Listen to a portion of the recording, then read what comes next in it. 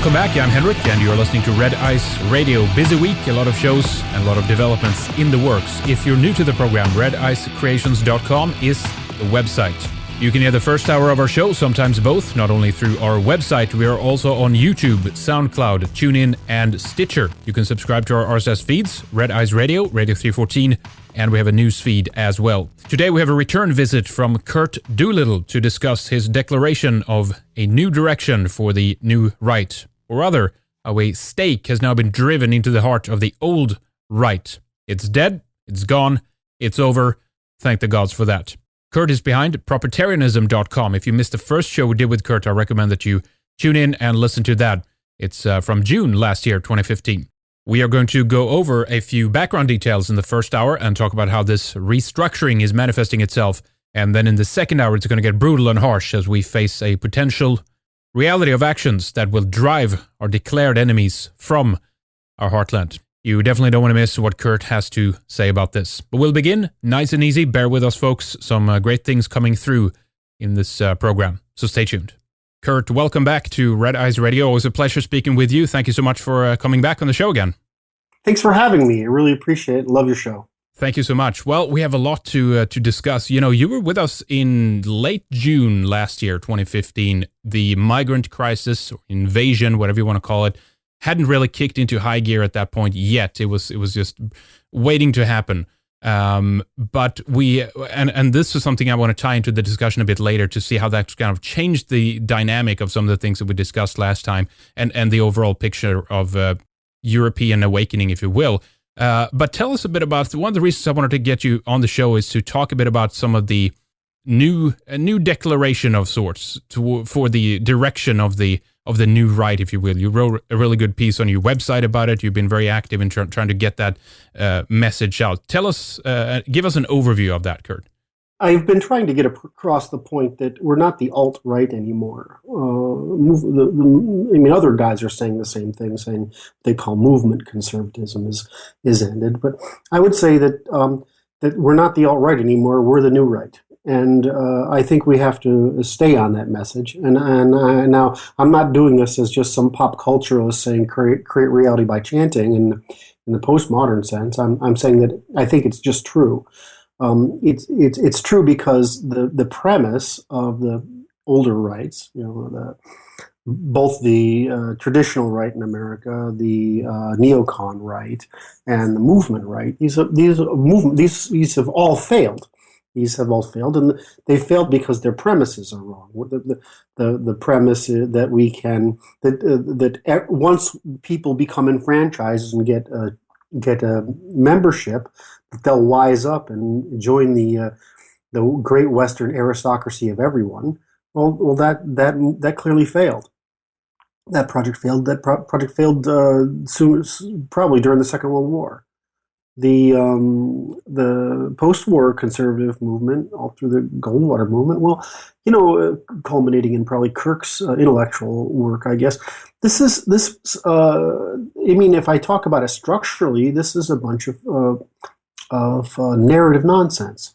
It doesn't really propose anything. It's asking us to return to faith, except just like Kant provided the Germans with an alternative to faith, Kirk was trying to provide us with the same kind of pseudo-rational return to faith. And the neocons, they were just saying, well, we can, now that we've conquered the Soviet Union, we don't have to sell this message, we can sort of enforce it. And the movement neocons and the somewhat libertarian movement, they all said, well, people will get it once they understand. Well, I think what's happened is that we can look at this on all sorts of levels and realize that I can lose the audience because I'm trying to make too many points at one time. So I'm hoping you're going to protect me from that. We'll try to break it down. Yeah. So I just said there were a bunch of movements and they all failed. They all failed because the premise is wrong. Is that people aren't going to adopt our way. Our way is very unique. And I think what you see in most of the alt-right literature and most of the alt-right posts is an attempt to say, but man is man. Man isn't Rousseauian man. Man isn't Lockean man. It's not Kantian man. It is not Ashkenazi Jewish Enlightenment man. It's not American Americans' view of a common man who's an aristocracy of everyone. The perfect middle class society. Those are all falsehoods. What man is an incredibly practical creature that's no different from any other creature on this planet, and this whole fallacy of equality that was just a narrative by which we could gain enough support to overtake the monarchies. Mm-hmm. This was all just a great big, fantasy that we built a huge amount of literature in every capacity. We built it at the children's story level, at the mythological level. We built it at the intellectual level. We created pseudosciences to support it. And, our pseudosciences have run their course. Boasian social pseudoscience has run its course. We've disproved that. The Freudian psychological pseudoscience is run its course. To some degree, people like me are trying to end Cantor's pseudoscience, which is this concept of multiple infinities, when he's just actually removing a property, which I cannot possibly get into and not lose everybody. Misesian pseudoscience, which is that he tried to say that say that a logic was the same thing as a science. Rothbardian pseudoscience, he tries to say that ethics can be based on property alone rather than non-conflict. Keynesian pseudoscience, which is that we can escape full accounting. In other words, we can ignore the externalities because if we increase consumption enough, that will compensate in wealth for any negative externality we can produce. We've eliminated the pseudoscience of man's equality, which just that pretty much any population, anybody who's in the 80s is a real problem for every population, and. Mm-hmm. And I think we've have to confront the truth, which is that Western success is the product not of our great virtue, but the fact that we just eliminated aggressively the underclasses for thousands of years, Right. and so we don't have enough. We don't have the underclass to deal with, and so we don't have the phenomenon that has plagued. That probably took down looks like it took down the Islamic Empire, and it certainly took down the Roman. You don't have the problem of bringing in the 80s, the evil 80s, so to speak, and taking down your civilization so much so that no matter what you do, South America being an example, the upper class can't carry it. It can't. There's no way to organize. Am I too deep now? But I'll make this one point. There's no way to organize incentives so that you can organize all those people into doing good. You just can't. There's just no way that small a population with those few resources, over those people who are that unproductive, can create enough productivity that you can arrange the results of that productivity to provide incentives for everyone. So they're ruined, right? These people are ruined, and we now have taken it on. And I think that's what's changed, is that we've had a century to disprove these pseudosciences, these Enlightenment mythos, and these comfortable lies that we told ourselves so we could justify taking power and economic power into our own hands and taking it from the nobility. Equality, democracy, and all these things, of course, they have run its course, right? And what else can you say in terms of where it has left us? Like, where are we on that page now? Well, we're on the page that most groups get to, is that we're entering the Caesar phase, when you sort of the population has done its moral best to resist the malincentives of its commercial and its political sector, and now we're at the point where we've said enough. We're demanding a Caesar to come fix it. Now, that's an American way because we have a Trump, right? But what you're seeing in Europe is just not a demand for Caesar, but just the revolt of saying we've had enough. And of course, we've had enough because comforting lies are okay, right? I mean, We all tell each other white lies, and governments tell us white lies too. Nobody's government's going to tell you that, yeah, you guys are useless, right? I mean, there's really not much value to you at all. And you're dead weight on the economy. I mean, that doesn't help anything. You're dead weight on the rest of us. That doesn't help. So, but at some point, comforting lies are actually excuses by which your entire civilization is harmed. And I think what we've seen is those of us who have longer time preferences. We call ourselves conservatives or conservative libertarian. Those of us with long time horizons, we were born by nature to think this way. We have reached the limit of our tolerance for these comforting lies.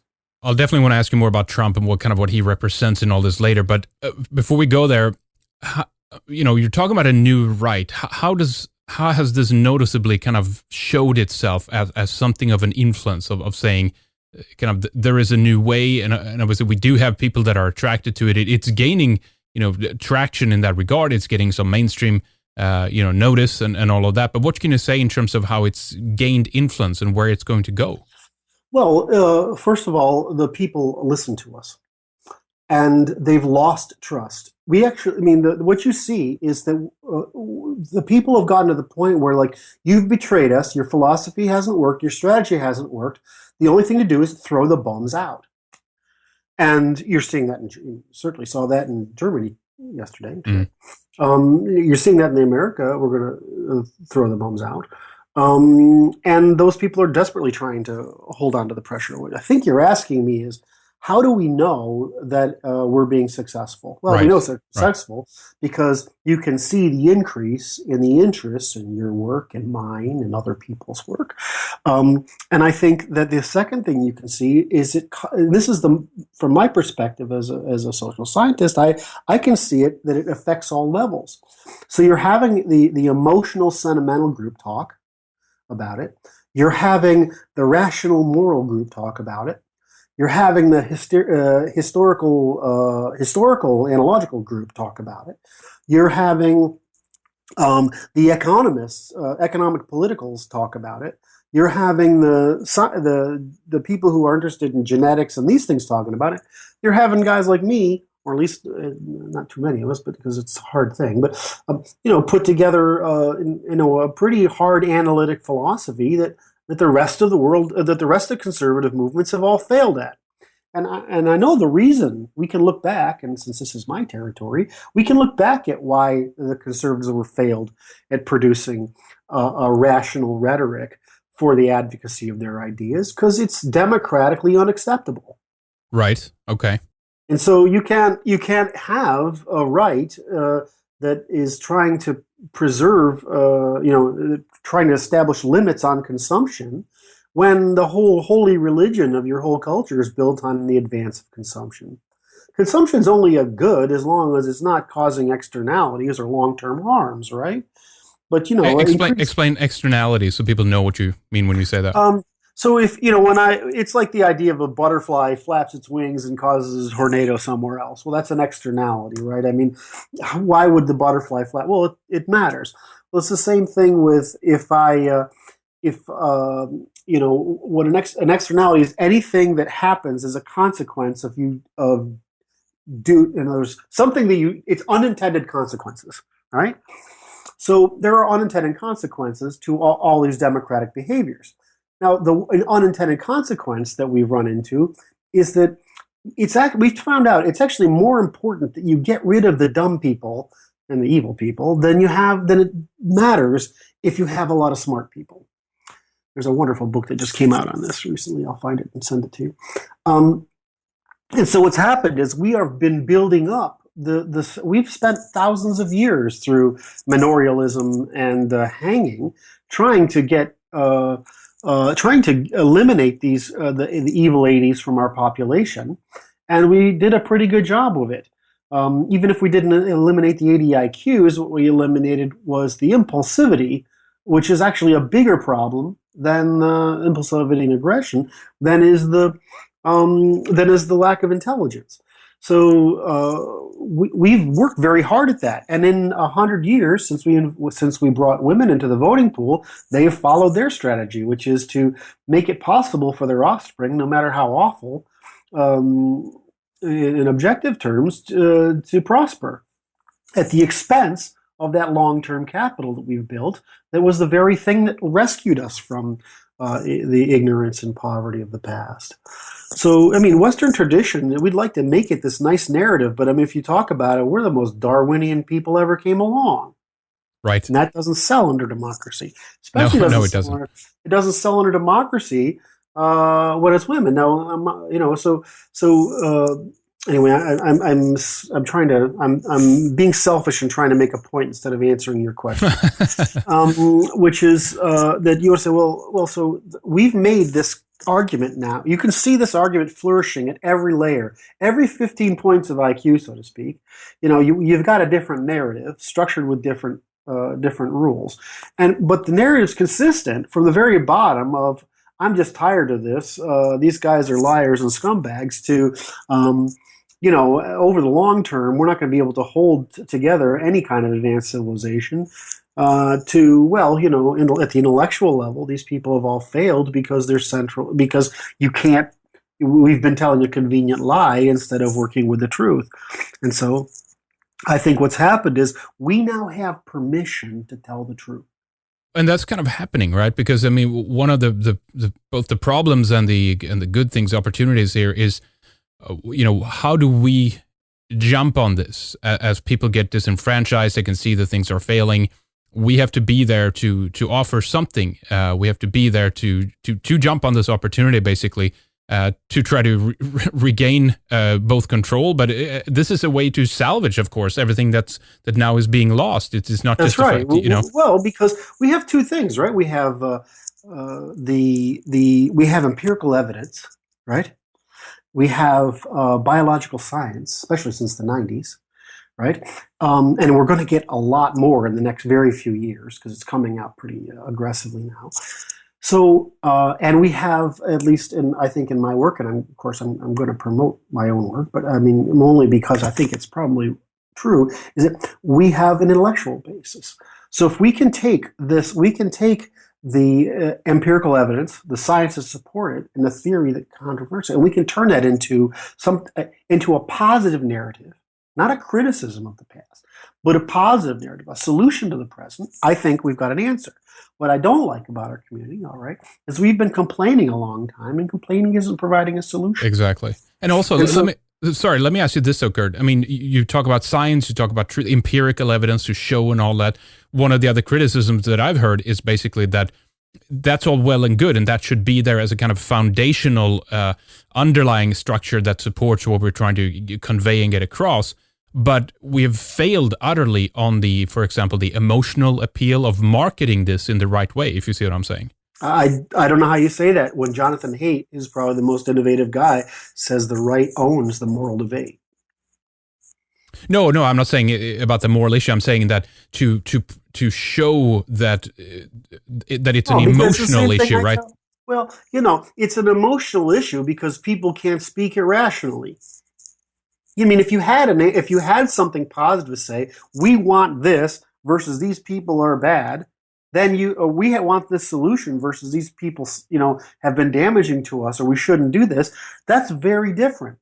It's like saying, well, actually, we've been doing all these bad things, but if we just stop doing these few bad things, then we'll be okay.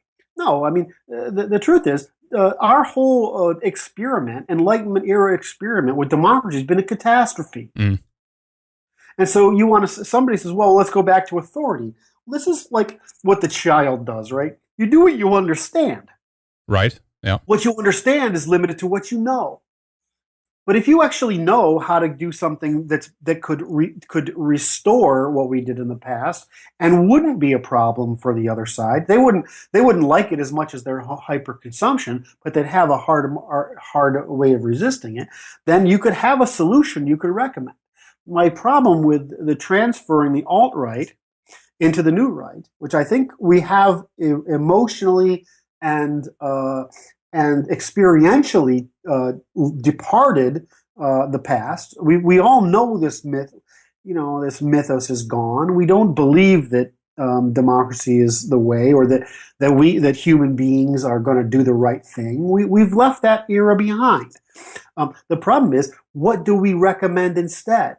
You're not going to just Exactly. say, Yeah. we have to have something to recommend instead. And so the reason the past right movements failed, is because they lacked both a solution. They both lacked a solution. They had the wrong premises to work on, right? They were believing fallacies about mankind, and excuse me, and they had, what was the first one? They had no solution. They have no. Is that three things? Did I cover all three? I'm sorry, somebody's distracting me. Okay. They continued this semi-moral religious narrative. They never came up with a solution, and they were based on a program of fallacies. Well, from our standpoint, we can fix the problem of we no longer believe those fallacies anymore. But do we have a solution for it? And Yeah. my answer is that it's actually pretty hard to come up with a solution for it. All we have is people going back to Caesarism, authoritarianism. But like I said on another show the other day, the minute it's great when you get a Caesar until you get a Nero. Right. Right. Yeah. Theoretically, you look at it. Certainly, what's her name's a Nero, and Merkel's a Nero. She's, Yep. That's correct. burning down Western civilization there because she has this silly humanism. Well, in the Russian Empire, they need to have this idea, but for us, we don't need it. So anyway, so we have to be the new right. We have to talk about what we want. We have to make demands. We have to push out those demands, and then we'll create a debate not about whether these statements about man are right or wrong, or whether people in the past have been good or evil, but whether these solutions will work or not. And so that's a different conversation to have. Meanwhile, Right. the left has created a bunch of pseudosciences and spread them through our university system. And that pseudoscience has allowed them to create this tragic narrative that we live in. Well, exactly. I mean, I repeat this every day almost. It all stands and falls on this premise of equality, right? That when they look at society, they see problems such as differences in salaries and inequality, and why do this group doesn't have, why don't they have the kind of jobs that this group has, etc. In their universe, in their world, everyone is equal, right? They go from that premise, which means that obviously it's a systemic error that the percentile of every group is not equally distributed across every field, right? So they're working with the government. Female reproductive strategy, right?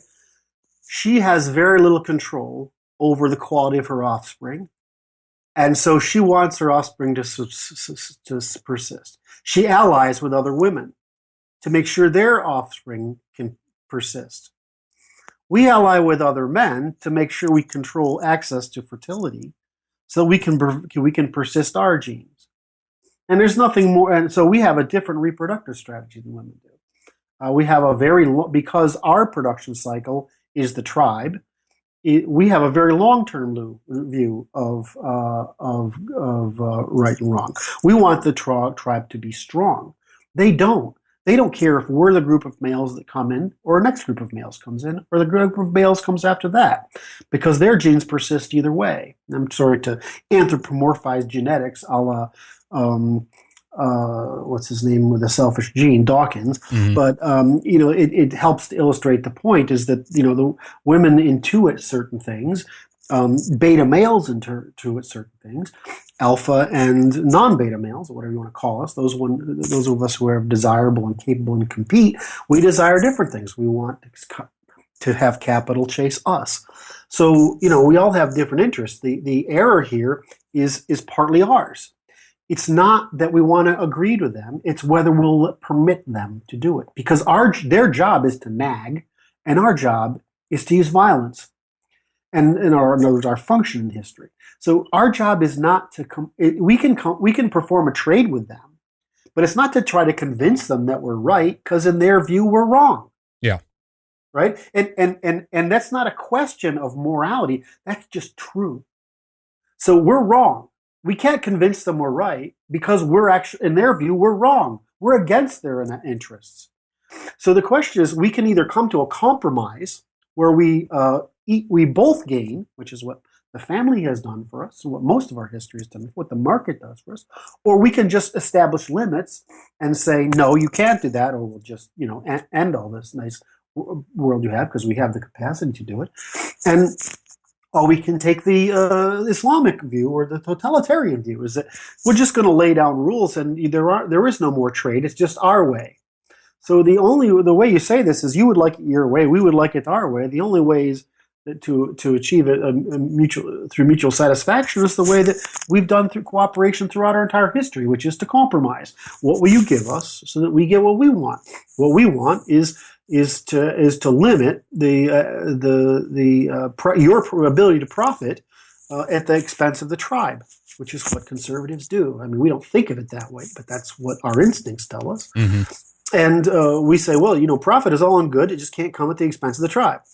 But that's not what a progressive thinks. They're like, I want profit for me and mine no matter what. The tribe is my enemy because it's trying to constrain me. So we can't ask them to believe. We don't sit there and try to negotiate with them convince them that we're right. That's trying to get a discount ourselves. What we want to do is provide a solution. Now, the problem is nobody's proposed a solution as how we compromise, because we used to have the family, right? And we did this through marriage, and we did all those family things in the family, and then we took not one man, one vote, but one family, one vote, and we brought that to the community. And we said, on behalf of my family, which is the men and women in my family, I want the tribe to do this, or the fang to do this, or the jury to do this, or the government to do this.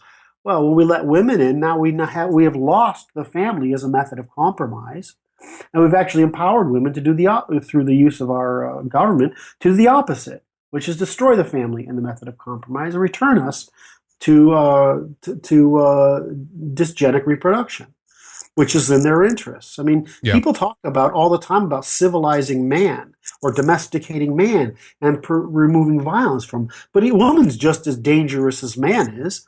She has her offspring at will and puts the rest of us in moral hazard trying to ensure this child, even though it's incredibly bad for us. Right. And so why does a woman have the right to have children at will if I don't have the right to thieve at will? It's the same thing. It's the same problem. So why does a woman have that right?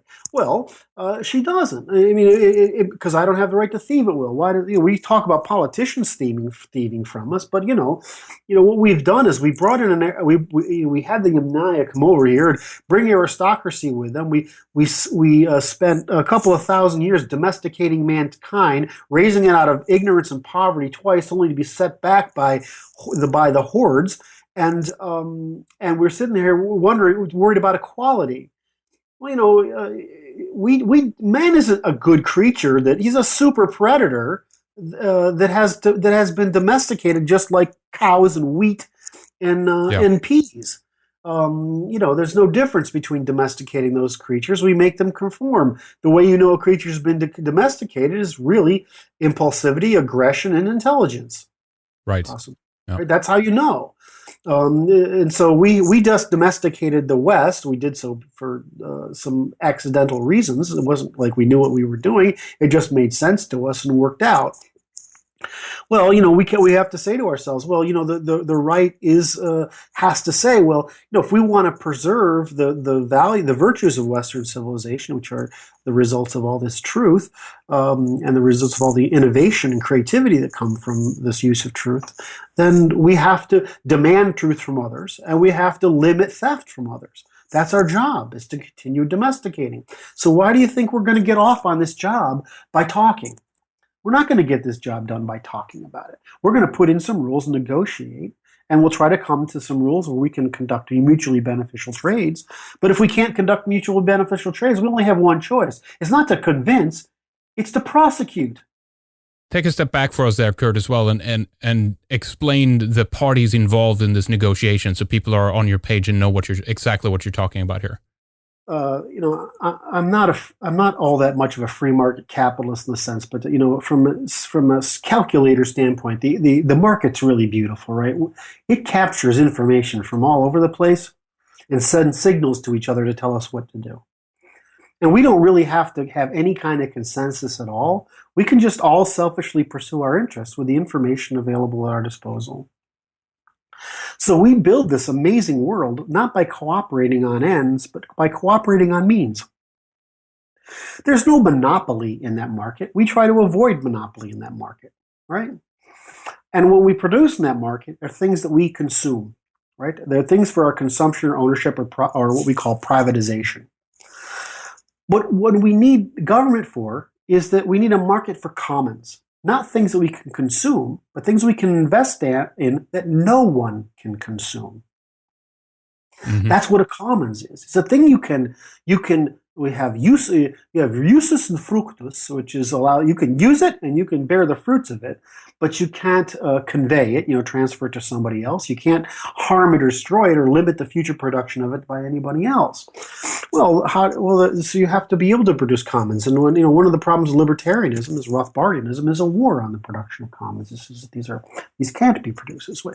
Well, what do we want instead with the commons is we go back to Westerners. What is property rights? What are truth telling? Well, these are commons. These are common behaviors we created, and they're expensive. Think about what the price of, and nobody else produced truth telling, what's the price of truth telling? In other words, what's the value of us telling truth to each other, to having juries, to having judges, to having common law? What's the value of that in all our lives compared to not having that? Why is that process of common law, judge, and jury so similar to the scientific method? It's because they're the same. So we have this incredible, we didn't invent science because it was something new. We invented science because we did it. So what is science? Well, it's the method by which we arrive at the ability to make truth propositions, to say truthful things. Yep. That's what science is. So science is the process of telling truth. Philosophy has largely denigrated into the process of lying. Marx being a genius at it. So right. So we produced over time these incredibly expensive commons, and commons are the West's competitive advantage, because the same reason we tell truth and can build and have property rights, and is the same reason we can create open public spaces. The same reason we behave in a sanctified manner in the church, and we behave in a sanctified manner toward the property and the commons is the same. So we Westerners weaponized the ability to produce commons. So it's incredibly powerful for us to produce commons. And so that's why you need government, is that it's our competitive advantage. It's part of the infrastructure of our competitive advantage, just like rivers were part of the infrastructure of our competitive advantage in building transportation and trade routes. So in our government, we need to go back to saying, well, what allows us to produce these commons in the new world we live in? Well, let's go back to the old world and see if we can learn something from it. We had the aristocracy, the monarchy, we call the House of Commons, but really the House of the middle class. And we had the church for the lower class. Well, those groups would use the parliament or the government as a means of conducting trade. They used it like a market, the same way we use markets today. But what was good about those markets is that each constituency, each sports team, so to speak, each class had its own house. So these houses could negotiate on behalf of their constituencies. What happened when we put in universal democracy is two things. First, we got to pure majority rule instead of a market. In other words, we created a monopoly production of commons instead of a market for the production of commons. And we gave that monopoly to the largest number, the lower class. The second thing we do is we brought in women. And women vote more consistently because they have more narrower interests. They vote more consistently across the spectrum. So what we got a monopoly of the very opposite. We created government that created a monopoly of commons production. You ask me this question, why is it necessary that commons be produced in a monopoly. My favorite example is the one that we've been using in Seattle for past 10 or 15 years. Some of us want to have a subway-like system, and some of us want to have what's the thing up in the monorail. Monorail, yeah. Now, these actually represent two class visions of the future, right? The Star Trek vision of the universal upper middle class, and the socialist vision of we're all happy proletariats with our chickens running around in C class. And so what happened here is that, of course, the state wants the proletarian service, and the upper caste wants the middle and upper caste. We want the monorail service. This turns into why can't the question? And so this turns in we can have only one or the other because the government's involved. Well, the truth is there's no reason we can't have both, and let competitions tell us which one's better. Mm-hmm. Right. So why do we need monopoly production of commons? The second thing is that you asked me how do I explain this? Well, the point is, why do we need monopoly production of commons? If there's enough money to do incredibly stupid things like go on adventures overseas, why instead can't we have multiple commons? Why do we need to concentrate all our wealth behind one decision? Why can't we split those decisions into trade? So, well, if you want that social program, I want this infrastructure program, and I want this military program, and I want this education. Right? Why can't we do that?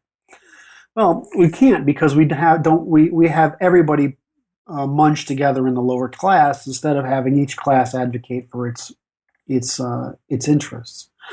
So the second thing that happens in this monopoly is we have rule by assent rather than objection by dissent. So when you're creating this monopoly by voting, you get everybody to agree to it, and then we have to go by it.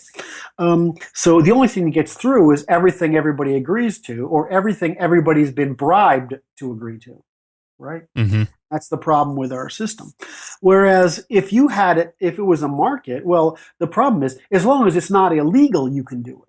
In other words, as long as I'm not stealing from anybody, I can do it. So why can't we have a government where groups can produce commons as long as they don't impose costs on anybody else? So why don't we actually create a market government rather than a monopoly government? Why don't we produce? Why do we have to have everybody agree in order to do that? Why can't you spend your money every year toward this goal, and this group spend their money toward that goal, mm-hmm. and over time both of us all get our goal? No, it has to be somebody wins and somebody loses, which creates animosity and frustration, and usually provides the worst possible incentives to politicians. The third thing is, why do we have to have politicians? Now, the reason we had politicians was distance, right? Distance and knowledge. Well, what we found is that politicians they create a great opportunity for corruption. They create every possible disincentive. We want them to act in the common man's interest, but they don't. They act in their constituents' interest. Who's their constituents' interest? It's the people who got them elected. Who got them elected? Well, their parties, their special interests, and the people who are employers, the people that can hurt them or prevent them from being able to continue to act. So why don't we do it like the Greeks did and just draw it by lot, or do how we do today in our legal system, as we do it by jury? So we could actually just take people by lot, have them function as a jury, and decide on which trades to make or not. Mm-hmm. Right. I'm not so much saying we should have to do we have to do all these things exactly this way. I'd rather disprove. I'm more taking the point of we need to disprove this fallacy of the common good, that it's knowable. The same in politics, the same way the common good is not knowable in an economy. So let's just return to what made us successful in the first place, which was a market government, where we conduct trades instead of having this monopoly government. And the last thing is that we know people aren't equally valuable. But the problem is for them, you think about the people at the bottom. If I'm a criminal and a crook and I don't respect the commons and I act badly in all these places to rebel against the fact that this commons doesn't work for me. Obviously, we should forcibly remove these people, as Hans says.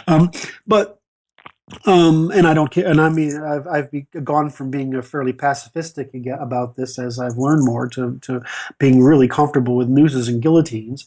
Right. Yeah.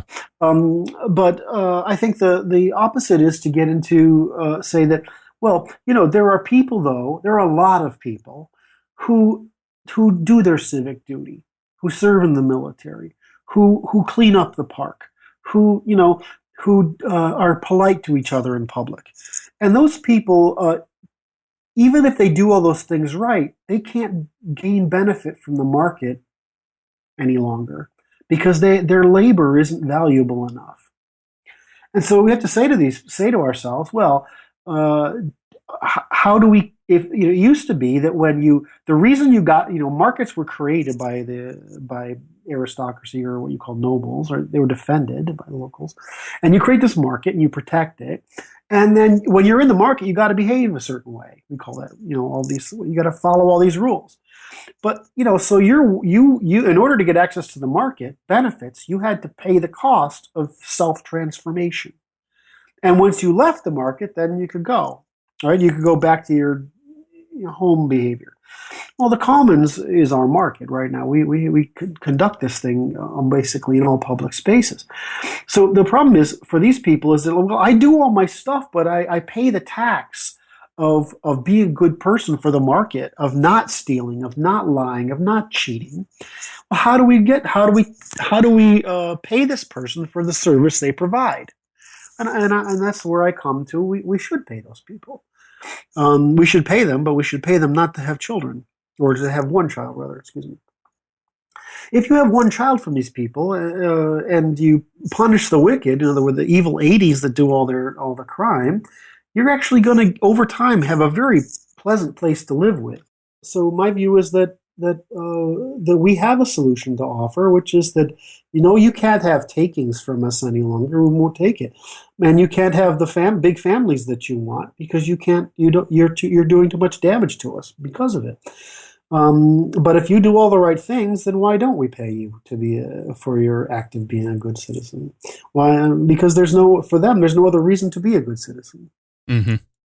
I don't want to switch too much here, but right, you mentioned earlier about, people have a tendency then they want to go backwards. They want to have, so they go for the authoritarian solution, right? Can you put that in perspective to us in what you see happening right now with Trump? I mean, is he good for America? Is it potentially good for international politics if he would actually get in? What's your view on this? Well, first of all, I think it's very likely he can get in. I don't think there. I mean, it depends on which model you run, and there's a bunch of nerds who are really good at running these models, and he looks pretty good. You can't tell in a political thing because these personality-driven things are too iffy. So I think he can get in just fine. What's happening is that Trump is an outsider. And we're calling in Caesar to throw the bums out. We're telling we want to replace the government, and that's what we're asking him to do. That is really good, except that what's he really going to do? He's going to build a wall. Well, what I think he's going to do is he's going to stop the wealth at the expense of the tribe. And this is going to bother some people because some people, an awful lot of people actually, make a living at the expense of each other. And so he's going to stop that. Now, we conservatives advocated for this stuff because we wanted to stop the union movement, which was doing the same thing. They're trying to extract rents, which we didn't want. And so the way we got around the union movement was we exported all the labor to punish them. Well, now that we all understand that the labor movement's gone because we can export all this stuff because their labor isn't valuable, we can say that, well, we can bring it back in and we can stop profiting at the expense of the people as long as the people will stop at profiting at the expense of others, right? So, I mean, I just view this as a big moral chess game we've been playing, and we've sort of gotten to the point where the evidence is piled up. Marxism has sort of played its course. In a question is if it has in America though. I mean, look at the popularity of Bernie. It is happening. These are young people who Yeah. are who are from disproportionately from the lower classes, and who are upset that they have been they are facing what's now 10 years of economic stagnation, and they're lost.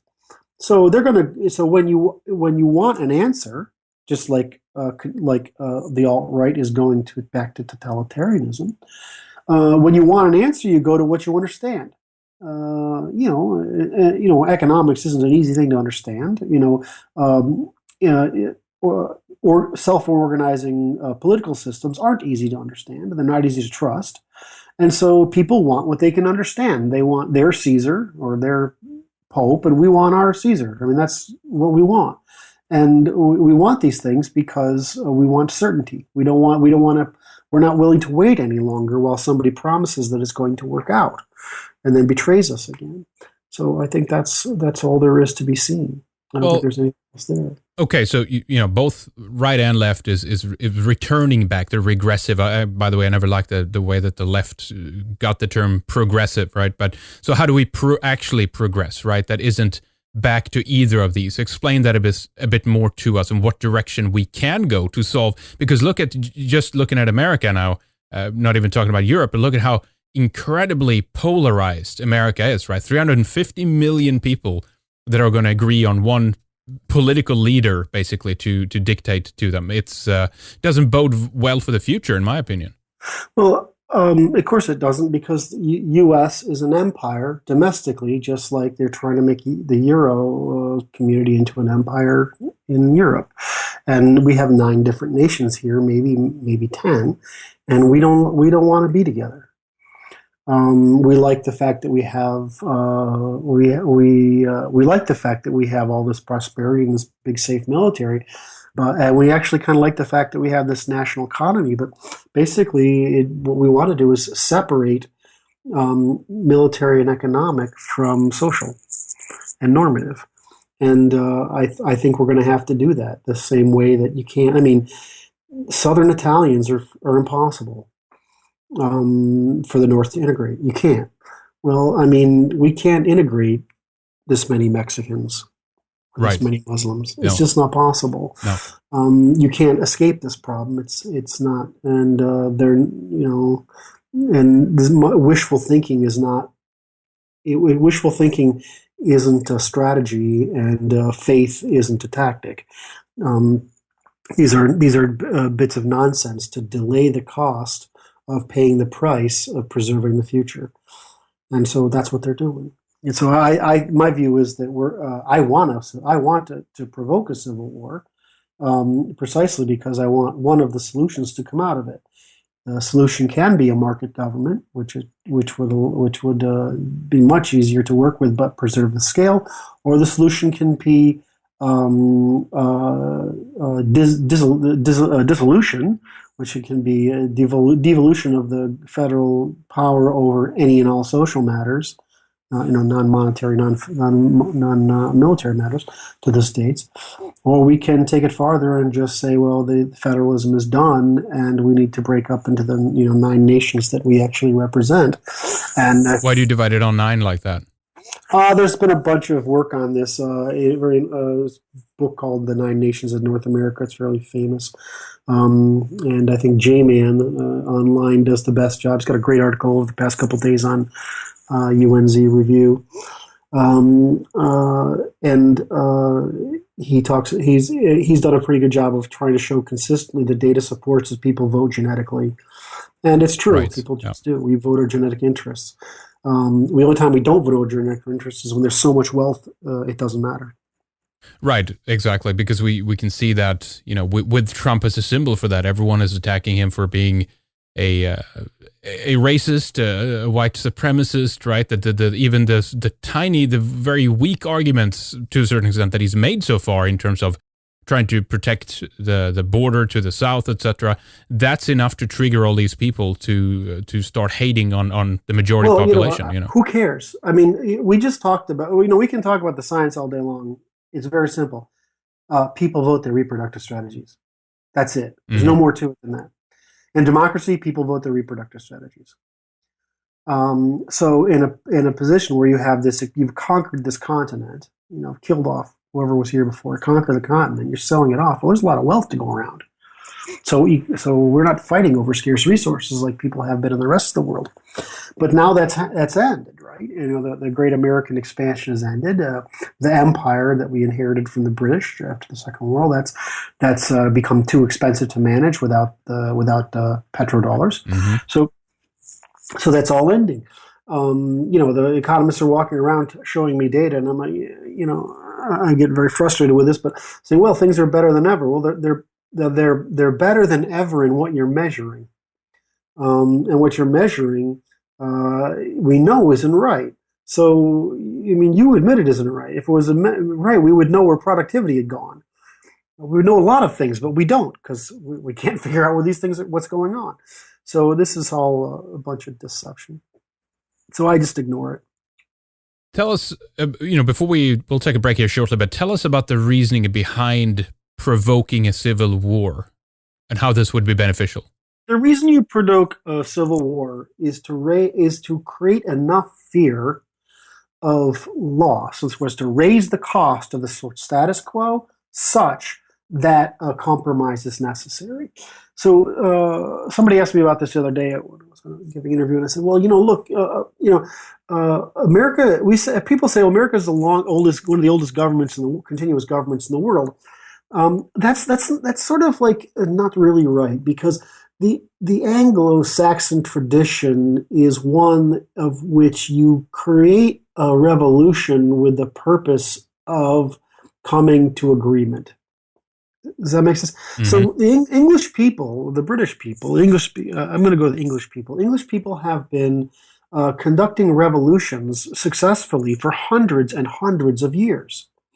And we're really good at it. And so to me, I just look at this as, well, it's another opportunity to say that, to reorganize, to increase our controls as the state increases in size, to control the state with new controls that befit its new scale, and prevent abuses of it. This whole corporatism, this whole belief in equality, this whole idea of the merchant world, this whole middle class fantasy that we can all be happy trading partners is nonsense. We're the only people to believe that, because for the past 500 years, when we had complete military and economic and technological dominance over the rest of the world, selling that nonsense to ourselves was just self-fulfilling. But, the truth is that we're sitting out here saying, well, we no longer have complete military, cultural, technological, and economic advantage over the rest of the world, or if we do, it's not significant anymore.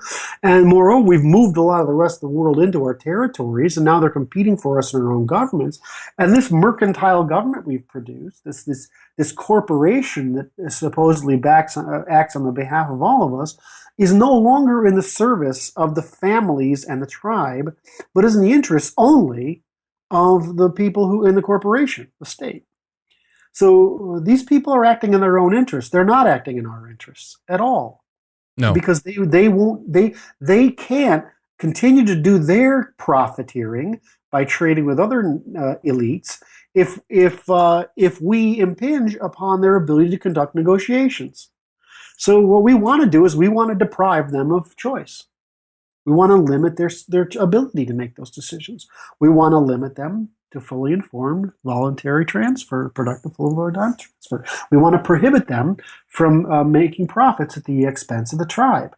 And this will constrain them, and they don't want to do it. And they've got this great thing where they run a monopoly, and they're completely unaccountable. So let's change it. And so the only way to change that is, if you change it and you actually bring about a revolution, and there's fighting in the streets, I mean, this is really bad, right? Countries don't come back for it. But there's a point at which we men get up and we say, that is a choice I am willing to make. I'm willing I'm not willing to go down. I'm willing to destroy it all unless we can come to a compromise. Mm-hmm. And that's when you are back to negotiating on the same grounds. Because what they're trying to do is kill you off. So just beat them on their terms. All right, Curt, we're going to take a short break here, but let's just give out some of the details. Propertarianism.com is your website. Tell us about some of the things you have going on right now, and if there's anything you have, either upcoming or something else that you, I guess, offer on the website that you want people to check out, take a look at. No, I'm not a populist, right? I mean, I sort of do my intellectual work, and guys like you and others have found interest in me over the past couple of years. Everybody knows, I think, that I'm trying to put out the sort of something on the scale of Marx or Heidegger or Hegel or Kant or Smith and Locke and Hume. I'm trying to put out what I call the Bible of the West, which is to articulate our Western philosophy in rational or ratio-scientific terms. And that's my work. What I do is fairly hard to make accessible to people, but I think the solutions I try to talk about are pretty useful in the current era. So anyway, that's all I try to do. I'm an intellectual, and that's my job. All right, very good. Propertarianism.com, folks. Definitely take a look. We'll have the link up on the website. We'll continue to talk more with Curt in the second hour about the direction of the new right and everything else that's related to it. Stay tuned. We'll be right back. Okay, we have a second hour coming up here now on redicemembers.com, the website for subscribers, fans, and supporters. This is where we have all our shows available in full, and it allows us to keep this media endeavor going and growing. In hour 2, coming up next, it's going to get brutal, harsh, as we face a potential reality of actions that will drive our declared enemies from our heartland. You definitely don't want to miss what Curt has to say in the second hour. We charge €6 per month. We have subscriptions from 3 months up to 2 years available. You get instant access to over 1,000 radio programs going back to our start in 2006. We have videos, films, inside episodes, and more. We are working on website updates and a very exciting addition to our productions. And we are plotting for a social network in the background of everything as well. We've also recently reached out to people for volunteer work, and we have gotten so much email about this. We are continuing to look over these, and as we finalize a few of the other features that we're working on, as we beat some of these irons that are in the fire right now into some nice swords to partake in the fight, we will reach out to some of you and get this next phase initiated as well. Well, thank you so much, everyone. We could not do this without you. redicemembers.com is the website. We'll pick up hour 2 after a short break. We'll be right back.